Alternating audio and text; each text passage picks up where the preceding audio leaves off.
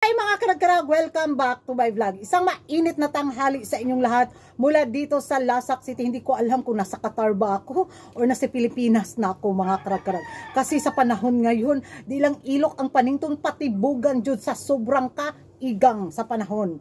At kasing init nga na mga latest na mga pachika, mga pachismis na pinag-uusapan ng mga active na mga chismosa sa social media mga karag-karag na kung saan may pasabog na pati ang reyna ng mga chismosa na walang iba kundi si beauty queen material. Nako mga karag-karag, interesting to na chismis. Ay, kaya panoorin nyo tong vlog ko para sa pangkabuhayan showcase ni Kuragan ha. Ang kuan ba, ang kapitana bitaw sa taga Black Hole na si Maring TC Tomas, na kung saan yung alaga niyang si Tunyang sa El Salvador ay todo effort talaga sa mga pa-eksena galore. Nako, ito palang kapitana nila mga karag-karag na si Maring T, ang kapitana ko, di ka na national director, ikaw na nato ni kapitana, di ka nang kitari, magkasinabot ba? Yung tayo lang magkaintindihan ng mga chismosa ba? Gagamit lang tayo dito ng mga pakudkud, mga karag-karag ba? Para ano ba, tuloy-tuloy ang ligaya sa ating pagkachismosa, di ba? Para hindi malaman ng ating mga kapitbahay na pinagchismisan natin sila. In a good way ha. But lang. So, eto na nga.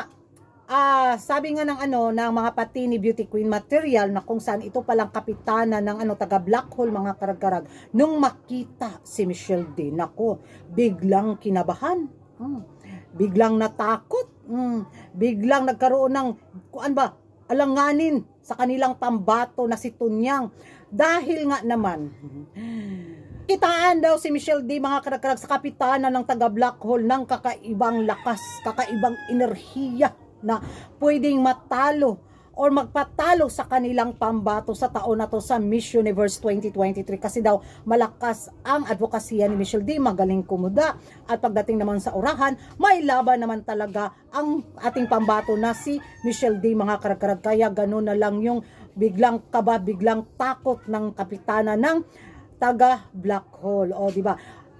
Reaction ko nito mga karag-karag ha, nako, masyado kasi nilang pinuspos si Tunyang bitaw sa mga pa-eksena galore sa El Salvador na kung saan parang nasubrahan ay. Unsa mga kreng? Palitak ko kuraga. Unsa man? Wipes. Ang time pa sa mga karagkag na pay mo palit og wipes. Ay, wipes tani mga pa-chismis nito ha. Post lang kadali. Sana kumalma lang sila ng konti. Diba? Sana pagpapahingahin lang niya din si Tunyang ng konti. Ako gusto ko manalo ang Thailand sa taon na to sa Corona sa Miss Universe 2023 kasi nakikitaan naman talaga natin na may laban talaga ang pambato nila. Pero sa pinapakita nila ngayon mga karag-karag na masyado na ba overhype na ba na bawat eksena andun talaga yung face lock ni Tunyang. Nakadakita ko sa pamamasyal ko sa mga beauty pageant pages, andun talaga ang mukha ni Tunyang. O di ba?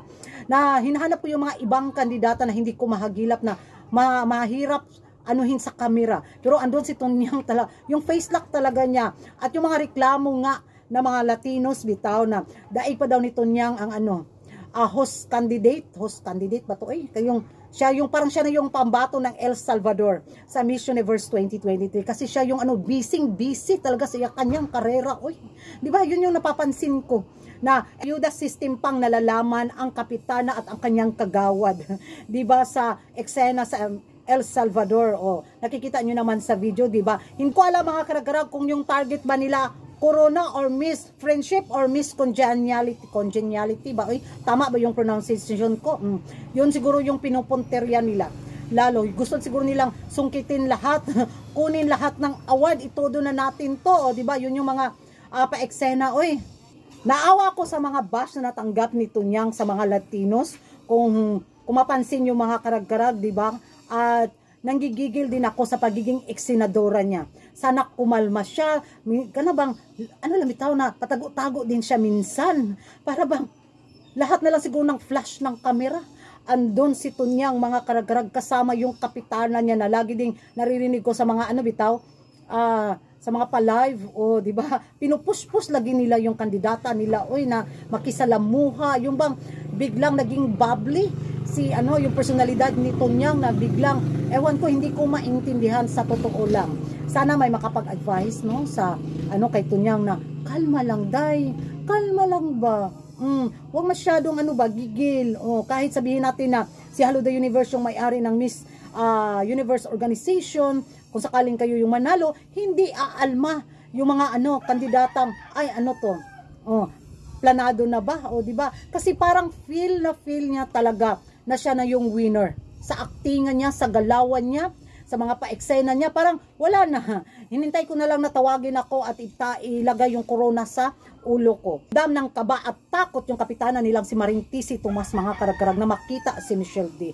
How much more pa kaya sa darating na final sa Miss Universe 2023 kung palarin man yung kandidata nating makapasok sa highest placement, kung sakaling makapasok tayo sa top 5, nako, yun na, magkatotoo na talaga yung takot at kaba niya, di ba?